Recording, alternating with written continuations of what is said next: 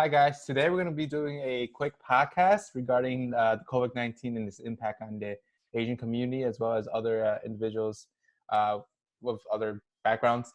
So this will be our final project for our Education 202 class. I'm going to quickly start off by introducing myself. So my name is James. I'm currently a senior attending the University of Illinois at Urbana-Champaign, majoring in business. Next. My name sorry. Brenda. I'm also attending the University of Illinois at Urbana-Champaign. I'm a sophomore and I'm studying early childhood education. So hi guys, my name is Sanya. I'm also a sophomore at the University of Illinois at Urbana-Champaign, and I am majoring in political science and gender and women's studies. Awesome. So today it's gonna be a really casual conversation between us students regarding like the topic that's going on right now. So as you may know, COVID-19 obviously is affecting a lot of people. There's a stay-at-home order, everyone is home. But I feel like the Asian community is impacted by the most due to the event because for some reason it did originate in China. So people really assume that this virus is from China. So there's a lot of sparks of xenophobic and racist comments. So I'm gonna quickly start off by asking you guys, like, why is it important to you guys? So obviously I could start first. So obviously I'm from the Asian background, Asian community. With so much things I'm seeing from the news, like people getting hit, people getting beat up, hate crime in the Asian community kind of scares me to some extent. Me being Asian, it kind of scared me from going outside my front door. So that's impacting me personally. So I want to hear on your takes. So what do you guys think? Yeah, I think that like it's just very unjust what's going on, and we definitely we have seen this before in the past. And also I just think like it's important to stick up for everyone, especially me that I'm part of a minority. I think it's important to stick in solidarity with the Asian community and just like all communities, just because we've like a lot of groups have suffered the same thing, and I just think that silence shouldn't be an option anymore. It should definitely be a change that we're reaching at this point. Mm-hmm.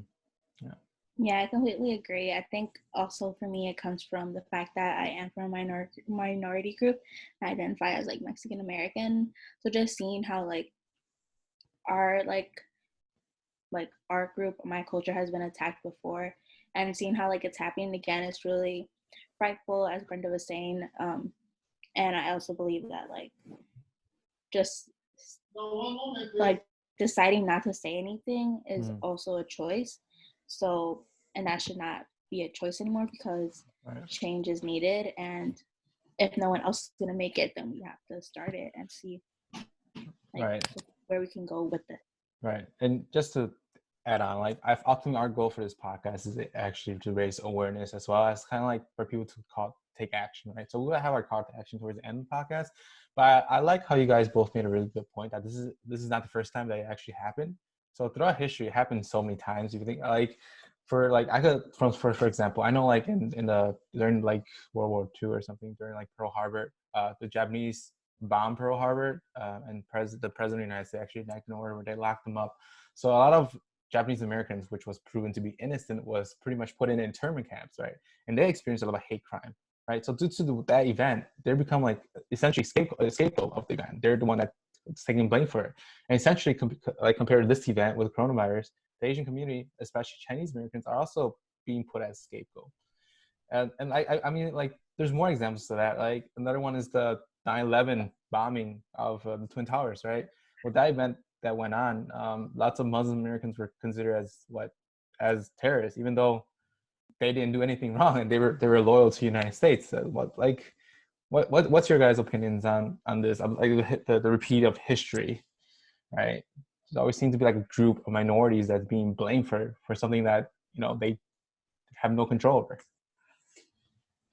Yeah, like you said, like I said previously, it's frightful just to see how blame is always placed on someone when that doesn't need to happen, but it's just what people resort to out of fear, and that's not an excuse too, which a lot of people do use it as an excuse when that should not be the case. And like you said, with 9/11, a lot of Islamophobic thoughts came up, and a lot of actions went to defend Islamophobia when that should not have been the case. And like, although Islamophobia had been present before 9/11, it just really spiked during that time and afterwards. And we still see it now, and it's been like almost like what 20 years later. Right. Not exactly, but like we're almost at 20 years and it's still present. Or like when anything happens of the sort, then like automatically, oh, they're terrorists, when that should not be the case, because one person or a few people should not define a whole group. Yeah. Yeah, I also kind of agree with the same thing that like you guys were saying, and yeah, it's just pretty scary to see like it's literally the same thing going on. You know, it's a different historic event, but it's the same thing that someone's always to blame, and no one speaks up, and no one really just wants to make that change because at each point it's like, oh well, that's not my group. You know, I'm not going to say anything, and it's kind of just scary to feel like people are waiting until it happens to them to notice that, you know, this is a problem, and like we have to like stand up and do something and not just let it slide anymore, like just let it happen. Yeah, no, for sure, definitely. I feel like all of this creates this single story, which was like taught in our class. Something we learn is like usually to describe like a group of false perceptions, right? And I feel like the media is actually kind of like glorifying this where everyone knows. And due to that, there's no counter narrative to that single story. So I want to briefly touch upon like, how do you guys think like media has been like impacting this situation? You know? Yeah, like you said, like we learned the term like single story, and I think a lot of it, both that we learned in class and just seeing it play out like with the media, is just like how this is only done by those who are in power, because they're the ones who are in control and are able to like create these single stories and continue to like portray them and have it passed on so that it doesn't become a story anymore. It becomes like what is real, when like we said, it's like made up, like um and it doesn't really have like much facts around it. And like with the media, I think it's really important to hold them accountable to what they are saying or what they are not saying too, because like we said, choosing not to say something is another form of taking action, because you're being a bystander and not using, in this case, their power for good and to create like effective, like well-meaning change, instead of trying to flip the script and be like, oh yeah, they're at fault. Right. I think something that was really sad, that James has mentioned before, is just like how the president, so Donald Trump currently, like labeled this as the Chinese virus, and him obviously being the president of the United States holds a lot of power, and just saying that, and to say that to people that like believe in him, trust him, then like they're like, oh yeah, well he said it, so it must be true. And then they go on and continue to say this and like perform like hate crimes, or just be really hateful in general towards the Asian community. Yeah. And like I just think, you know, I agree with everything too, and it just feels like, you know, these authority figures in the media, they're just like really abusing the power that they have to make a difference. You know, instead of providing people with like honest and truthful information, they just kind of, you know, put what they think is right or what they hear from other people, and they just kind of like throw that out there without acknowledging what their words can do to like other communities or like even influence other people. So I think that's a really big thing, just to have the media and like authority figures realize, you know, it's not a joke. And no matter if you say it's a joke, it's not a joke, because a lot of people listen and take it seriously, and then that's just what like encourages, you know, these racist and xenophobic acts. Right, and that really kind of reminds me of like a class reading we read by Amir F. Ahmed regarding Islamophobia. Yeah, how he mentions that essentially like people with power, like Yesenia mentions, are the one that controls over like the spread of the single story.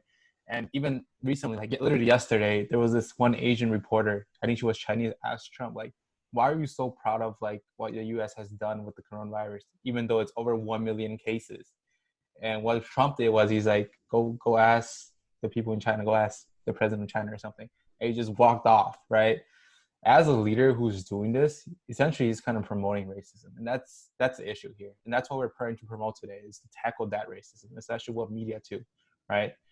Yeah, that's honestly, that's my opinion. That's not right. And kind of just moving on, I kind of want to go into like a few definitions, or not definitions, but like events that's happening due to kind of like the media. For example, it's like spreading a lot of violence and hate crime. And there's a lot of different type of violences. And just like there's not like physical violence, there's also like mental violence, also like violence in terms of cyberbullying, as well as cultural violence. Essentially, cultural violence is when they use their culture against them. For example, let's say, for example, like the virus example from China. So people assume like since the virus originated in China, and since apparently some Chinese people eat bats, that means that the Chinese people has to have virus, right? They're using their cultural background, like what other people do against them. That makes sense.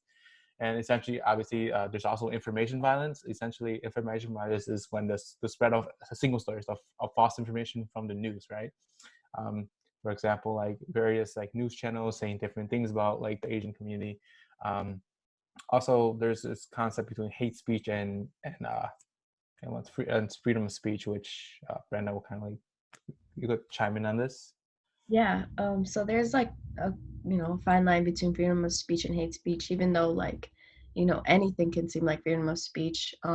But really, freedom of speech is just honestly like speaking one's mind, But where that difference comes in is when you're purposely attacking a group or an individual, and you just like use it to destroy someone's image, or like just as what's happening right now with especially as we've said with President Trump, and how he's referring to COVID-19 and just like saying, like this is a Chinese virus, and the Asian community is the one to blame. That's definitely a fine line between hate speech and freedom of speech. So we definitely need to take in account, what we say and what it actually is. I kind of want to just give a quick specific more examples. For example, from our research, we show like students literally at our university, the University of Illinois, experience hate speech. So essentially, the difference between hate speech and free speech is like, for example, the example from that student is he was in a marketplace and someone just shouted coronavirus at him. That is a sense of hate speech, right? Because it's not true. You don't know if he actually have it. But in a sense, if you compare to free speech, it's when someone is scared that the individual might have coronavirus, right? Like personally, like I fear that he might have it. You don't just scream it in front of someone, like even though like that's false information. That's kind of like example for like hate speech. And kind of really talking about research, I want to kind of go into more in depth regarding how coronavirus is affecting us as students within the university. So obviously, I did mention that at the University of Illinois, people have experienced xenophobia actions. What are your guys' take on this? Like, how is it impacting like the Asian community, or maybe like people in general at the university level? I mean, I think not only at our university, but also in general, it has a lot to do with like people trying to avoid others who appear to be part of the Asian community. And once again, this is all based on assumptions, because unless you ask, you don't know if they identify that way, and it's like wrong to try to label someone too. But I think also it's kind of like it's not fair to the students, because a lot of people see our university as like their home away from home. Mm-hmm. And then to feel like they are not safe there is not a feeling that anyone wants to like go through. Mm-hmm. And something else that like happened through like our research from the Red Post was like another student experienced um, like xenophobic actions on Green Street, which for us is like the main street on our campus where everyone goes to like hang out, to eat, and it's somewhere that a lot of people like going to, and then to then experience once again those actions there, it's kind of like, well, do I even want to leave my house? Do I even want to leave like my room in fear of this? So it's just kind of like, it's sad to see them do this. And then I think it's even worse to know that the university didn't do anything about it. Like, we didn't receive an email or anything. Like, once again, we found this out through a Reddit post where people are like posting about their experiences. Whereas like we should be hearing it from the university and be like, that's not right, trying to once again use their power as a large institution for good, and to try to educate their students on what is wrong and what is right. Yeah, and then I like at the same time, like Yesenia was saying, that to hear that the university didn't really do anything, and like that's another institution that has that power to speak up or like call people out for their wrongdoings, but they don't. And they kind of just let it happen. And we saw this in another one of our research pieces or sources at the University of California, Berkeley, where they published an Instagram post pretty much defending racism around COVID-19 and just, letting students think that it was okay to feel like scared and it was okay to experience what they were experiencing. But at the same time, they didn't provide those resources on campus where they can turn to. They didn't, encourage that instead of it's okay that you're experiencing this. So I think that's another big issue that we have these institutions that can do something, but nobody is, taking action or like using that power to, stand up and advocate for these communities. And going along with what Brenda said, after that post was made and the University of Berkeley received obviously a lot of backlash because what they said was wrong, they did delete the post and then afterwards published a public apology. But even within that apology, they just kept on stating it as a misunderstanding when, like, we know that there's a team behind their post, that they should have reviewed their wording, everything that could have gone with it, and knowing, like, not only their reach in terms of, like, nationally, internationally even, but also just within their community and who would follow them and see this, and, like, how that must have felt towards the Asian community in their university already and those looking to get into that prestigious institution. So once again, it just goes to um, media and using their power for good and knowing, just acknowledging the power that they have in Yeah, general. no, I think I definitely agree with lots of points that you guys made, especially again being Asian. I feel like if this was to happen to me, I feel like I don't know where I could go for help. What are the resources? Obviously, like this wasn't bringing up to the attention of the administrator in school. They didn't provide me with any resource of their email. I feel like one call to action is to kind of encourage people to write to the admin and ask them like, hey, so this event's going on. What are you guys trying to do? Like, be more transparent with the student body. And kind of talking about call to actions. What do you guys think are ways that we could kind of like prevent these stuff from happening? Well, one way is to stand up when, or say something when one experiences or see something happening, and just even saying, like, hey, this is not only applicable to one community. Like, you should not be labeling this as a Chinese virus, as a Asian virus, or anything of the sorts. While this is in person or online, even because I do understand that doing so online is easier than trying to confront someone in person. Or even, like, if you don't feel comfortable saying it to the person who's saying these hateful things, going to the person that was attacked, just being like, hey, it's not your fault. Like, the way you're being labeled is wrong. At least just you're providing that kind of support, knowing that, like, you understand where they're coming from, is helpful to them. Yeah. And I also think, just like educating yourself, whether it's through, trying to sort through a lot of media, articles and things of that sort, and just like COVID-19 in general, educating yourself, researching, and just getting the full story, not just that one single story that the media is constantly pushing, and, just so you know what's going on and you can let other people around you know. So that can also be another way you confront a person if, just because education in general is just very important to have. Oh yeah, I definitely agree with you guys. A few of my recommendations I would give is like kind of stand up to bullying in a sense, like even if it's online, stand up to cyberbullying, post online, like right, like kind of again stand up for the Asian community, stand up for other people that's also being bullied. Also, kind of research and educate. So in order to create your own counter narrative, instead of like waiting for other people to do it, do your own research, right? And also writing letters to the media saying that this is wrong, and yeah, I feel like there's many ways we could do it, and I feel like the best way now is just to start doing it, right? And I feel like that's the whole point of this podcast. And essentially with that, I feel like that's kind of the end to the podcast. Really appreciate you guys for talking today. Do you guys have anything to add before I end this? I think just also another form of taking action or trying to help the community is supporting their businesses. Right. A lot of them have been negatively impacted by this fear, and obviously they do need money. They need to make a living and be able to support themselves and their family. So if you can, um, donate or buy from their shops, from their restaurants, anything of the sort. Any little bit helps. Awesome, thank you. And the one thing is like I just want to be clear. It's like with this event, it's not only impacting the Asian community. There's like from the news, there's a lot of other communities that are also being impacted by this. So it's definitely like our goal is just to raise awareness in general, right? We're not just trying to target one specific group. Like there's a lot of other events, other communities that's being impacted. So therefore, we do recommend like go support them, right? Do the best you can, do your own research. And yeah. Do you Yeah. have anything, Brenda?